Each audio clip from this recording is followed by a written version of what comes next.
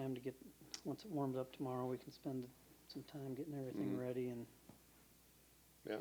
get some stuff Good. taken care of on the course and go Saturday morning.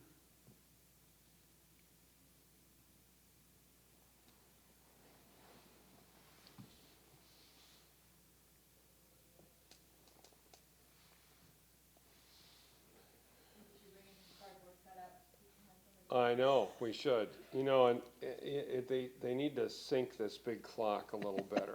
You know? Is it slow? Yeah, just a little slow. Is it a little slow? Yeah, yeah. Better put my mic on. 1 minute? Okay. Is mine on right now? Yours is on right now. Okay. If the light's on, So it's now on. I'm off. Now you're off. Okay. Yep. All right. All right.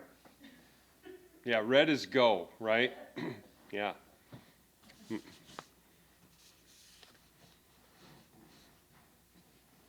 Yeah, I always like to face this way and then, but it should be this way. Okay. I know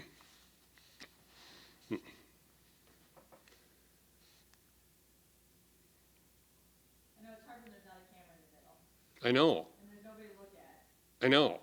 It's hard. It's a difficult thing. Let me stand up, you can talk to me. Okay.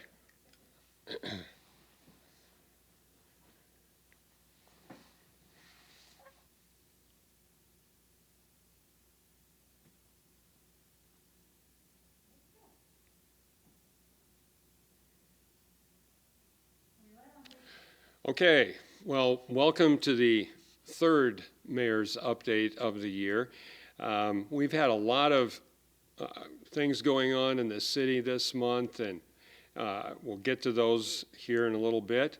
And we also will have a guest at the end of my comments, and that will be Brian Moore, golf course director, and he'll have some positive news about the golf course. So we will get started. We have lots of items to get to, and I think the first item that we need to talk about is the budget.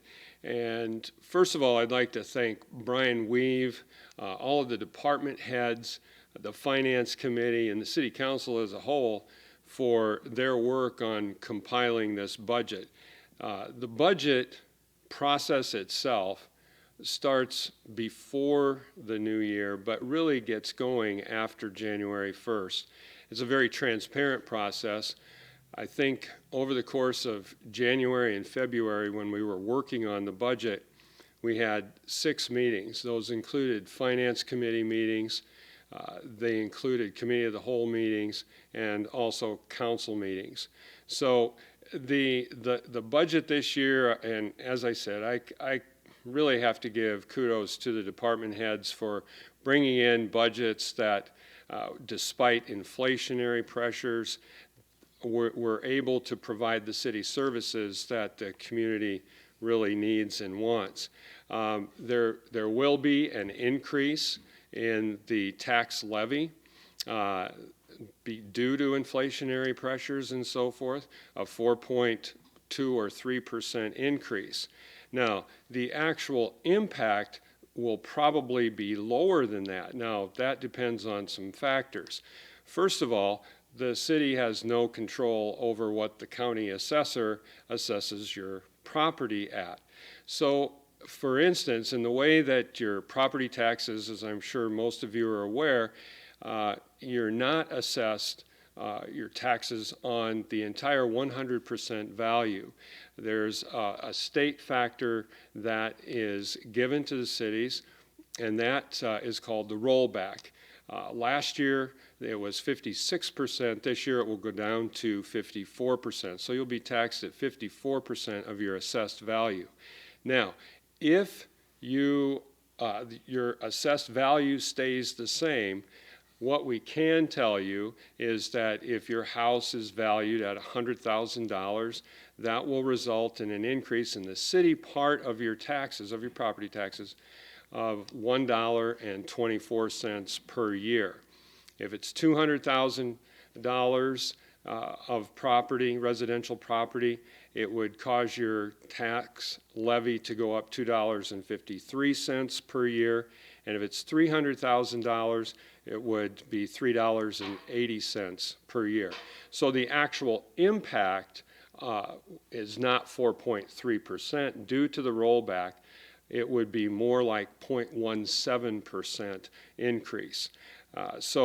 And you can go to the city's website and get that information as well. So again, I want to thank the council, the finance committee, and Brian Weave for the work they've done on this budget.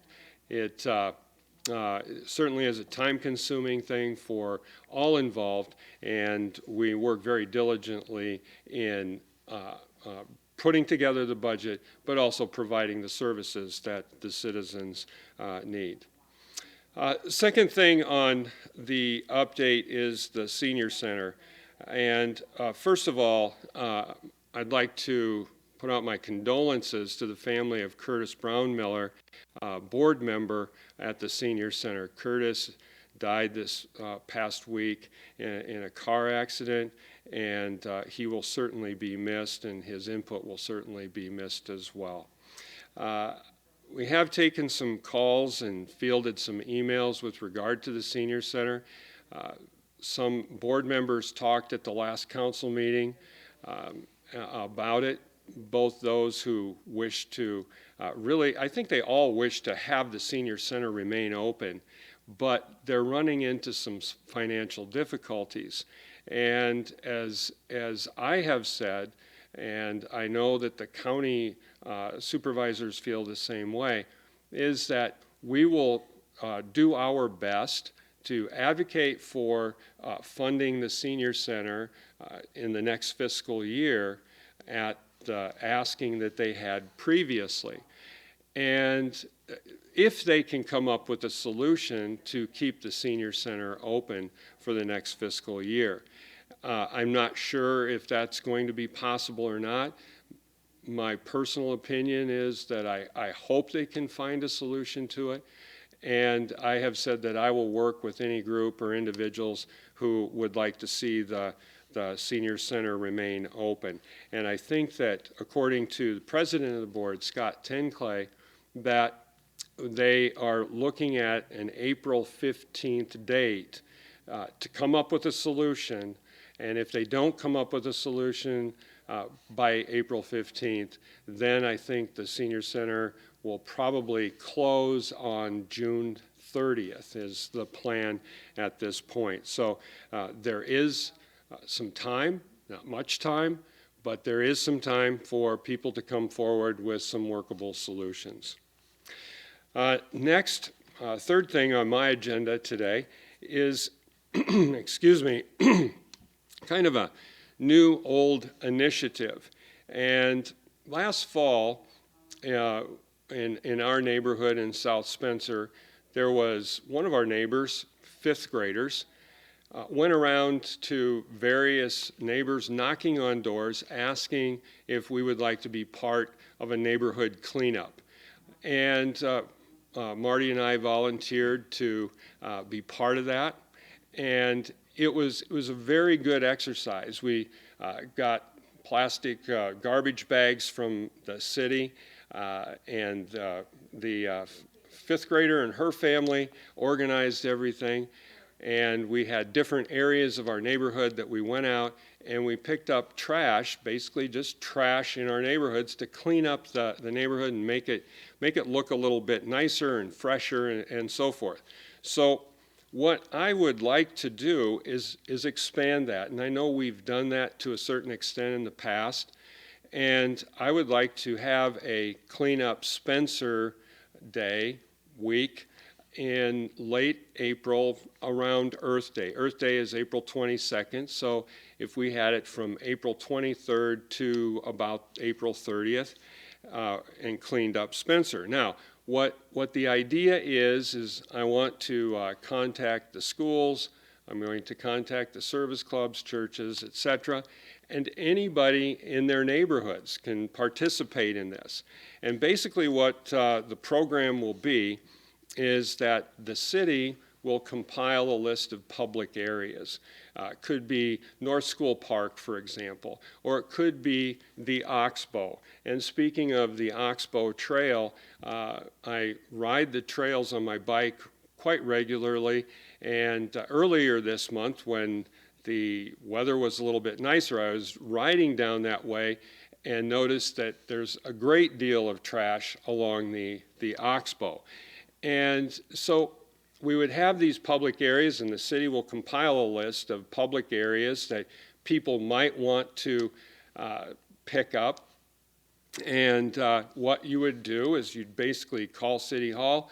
They could say, yeah, we've got North School Park, for example, that needs to be picked up. You'll be able to come down to City Hall. City Hall will provide the garbage bags.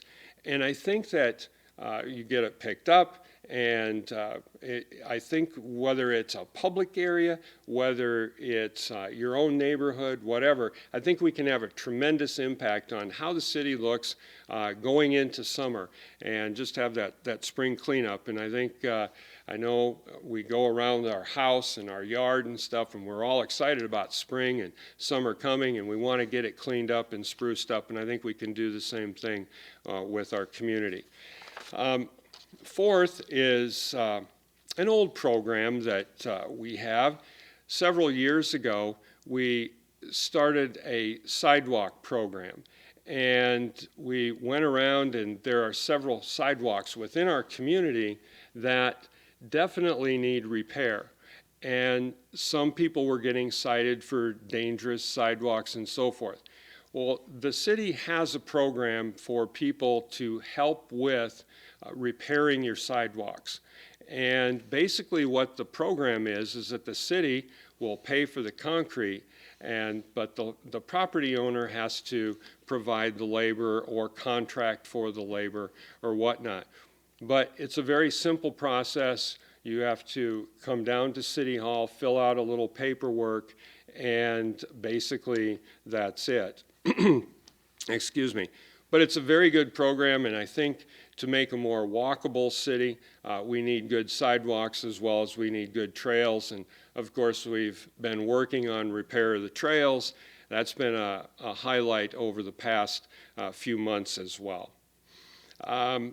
Fifth thing I'd like to mention are the rec leagues that are going to be happening this summer. We have a great partnership with the Y, and the Y and our Park and Rec department have come up with a program this year to provide for various leagues. And we're going to be providing for volleyball leagues, pickleball, tennis, 3-on-3 basketball, and bags. And these are going to be throughout the community, in East Leach Park at the tennis courts, North School Park, etc. So you're going to see a lot of activity throughout the community. I think this is a great partnership that we have with the Y, and I'm excited to see these rec leagues get going. And if you have any questions about it, please either give us a call down here at City Hall, or you can call the Y to get more information about it as well. And then next, you may have seen a lot of police cars throughout the community in the last week, Monday and Tuesday in particular. I think Northwest Iowa was, in Spencer, we were probably the safest town in Northwest Iowa.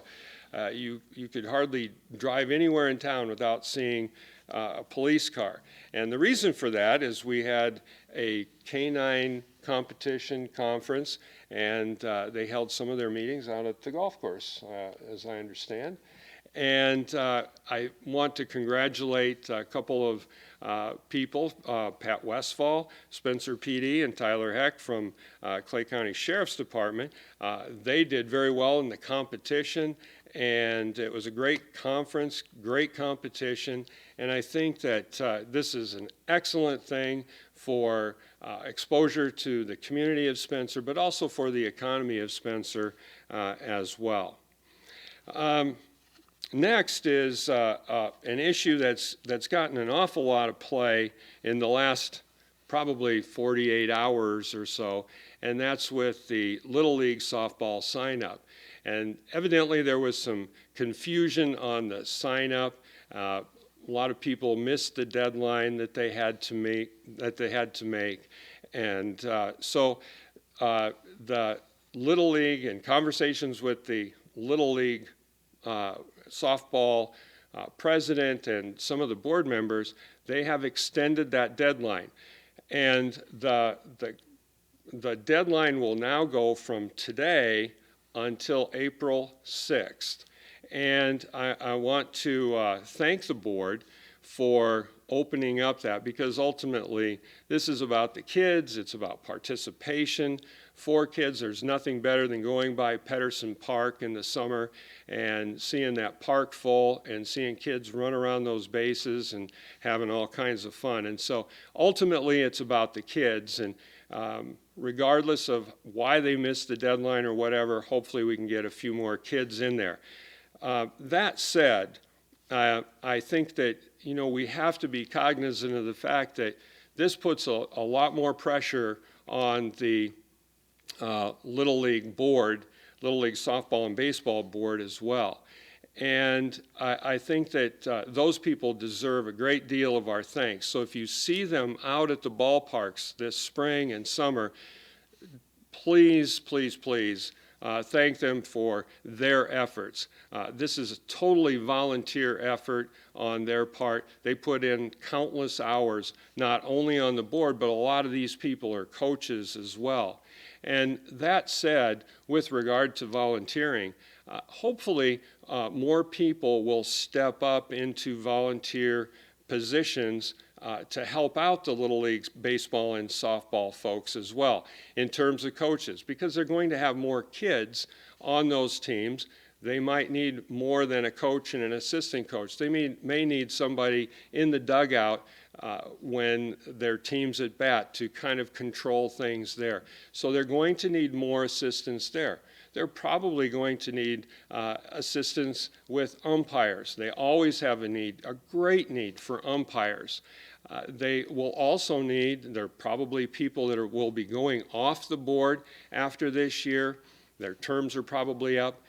People should step up and put forward some effort on that board as well. It is not an easy board to be on, but certainly very worthwhile and certainly a very integral part of our community, to be sure. And I just want to make sure that I mention the fact also with regard to this particular issue that if you want to sign up, you can go to the Spencer Youth Baseball and Softball Association website, and I think also their Facebook page as well. And then lastly, the last thing I want to mention about this is sportsmanship.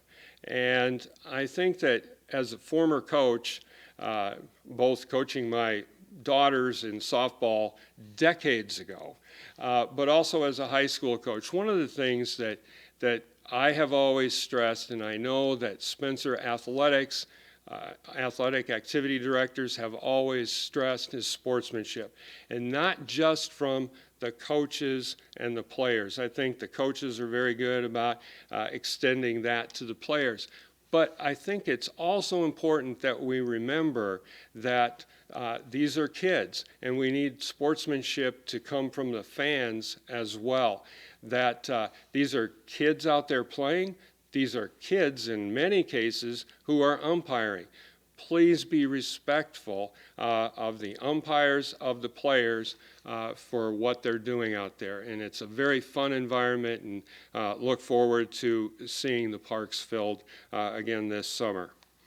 And then lastly, the thing I'd like to mention today is the emerald ash borer. There was an article in the paper this week with regard to the emerald ash borer, and the emerald ash borer has been detected in Clay County and O'Brien County, but we do have it. Now, I'm not going to say a lot about what the city is going to do at this point. We are in the process of developing a program for dealing with the emerald ash borer. The city did do a tree census a few years ago, and I think we have something like upwards of between 2,000 and 2,500 ash trees on city property. That would be the right-of-way and in public areas.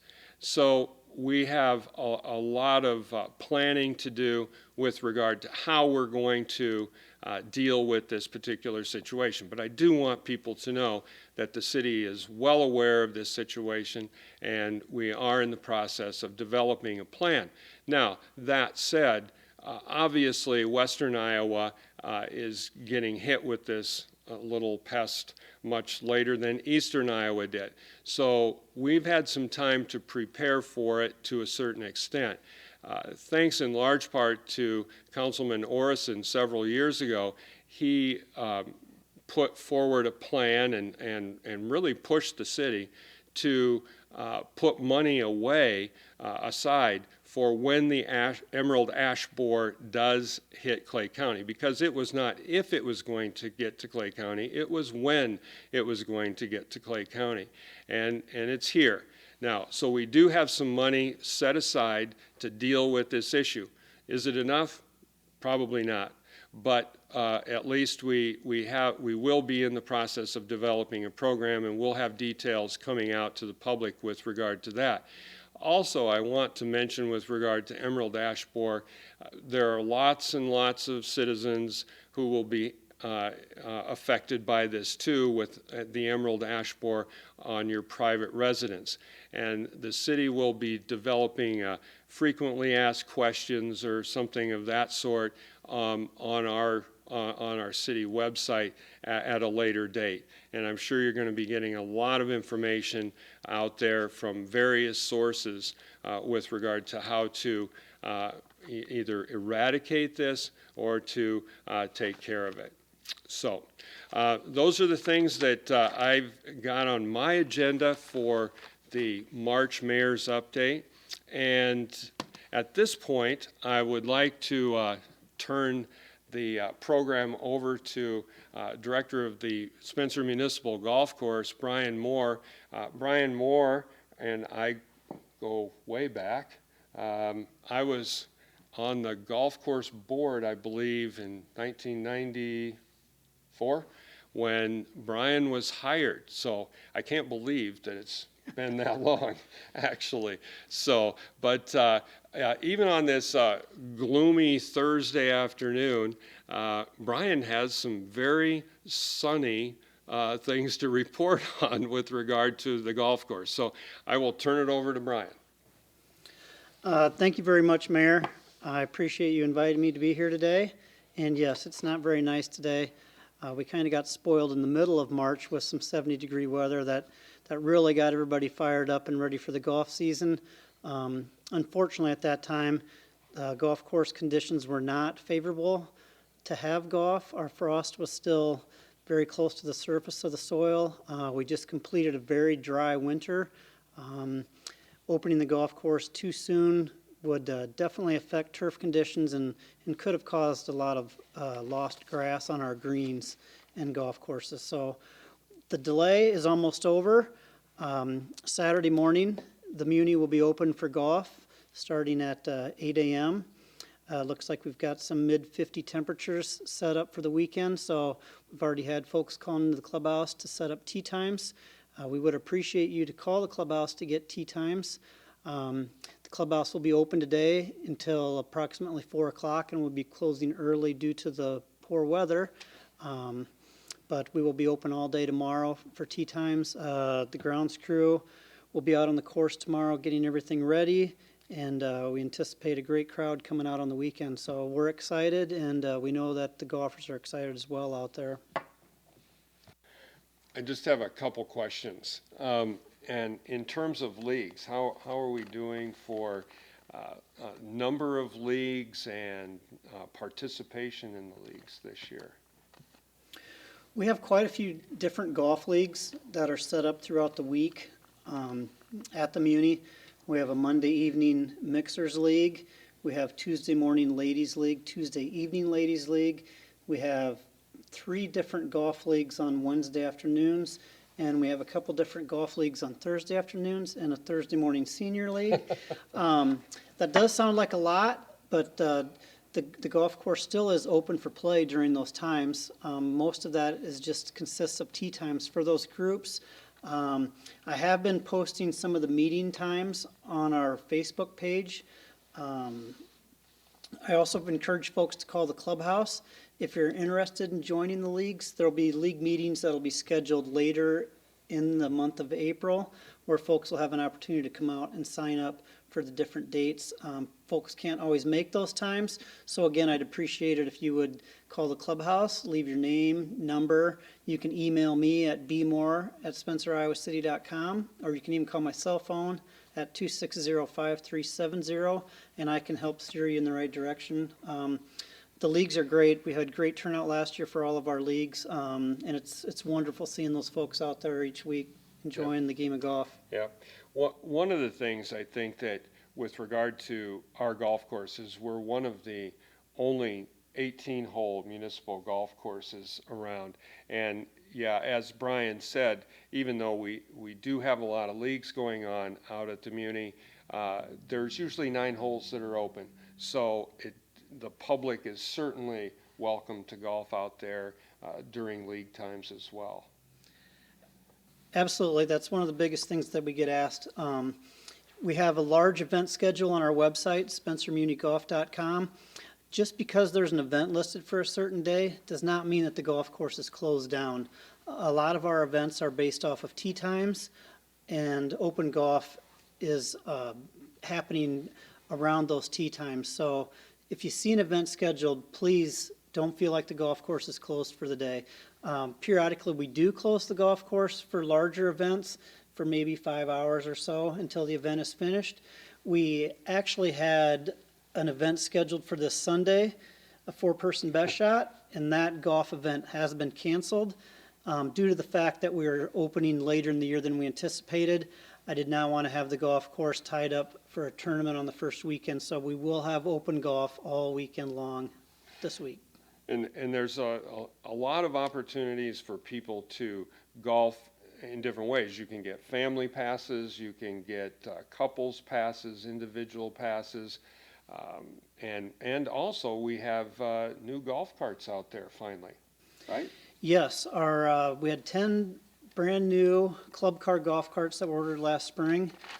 Due to all the difficulty with COVID, it took us a lot longer than we expected to get those in stock. They arrived about a week ago. They're ready to go, so we have a larger rental cart fleet than we have in the past, which is wonderful. Like the mayor said, we have plenty of different season pass options available for folks. We really try to encourage the youth to play golf, and we try to make that as affordable as possible for the kids. So we've expanded our junior season pass this year to full-time college students up to the age of 23 can participate on that junior season pass for $75 for the entire golf season, and that's been pretty popular. If you're a high school student and you don't have a season pass, high school or lower, you can come out and pay green fees for $10 for the entire day to play golf. Yeah, there's, as a former golf coach for a lot of years, there's nothing that I like to see more than a lot of kids out there, and we've been seeing more and more kids out there in the past few years, so that's really great, and it's great to see the participation of the public out there, just in open golf, but also in the golf leagues and the many tournaments as well. So thanks, Brian, for coming in. I really appreciate it. Thank you so much, and thank you to the community and the surrounding communities that support the Muni. We appreciate all of you. And that wraps up the March Mayor's Update, and I look forward to meeting back here again in late April sometime. So thank you very much.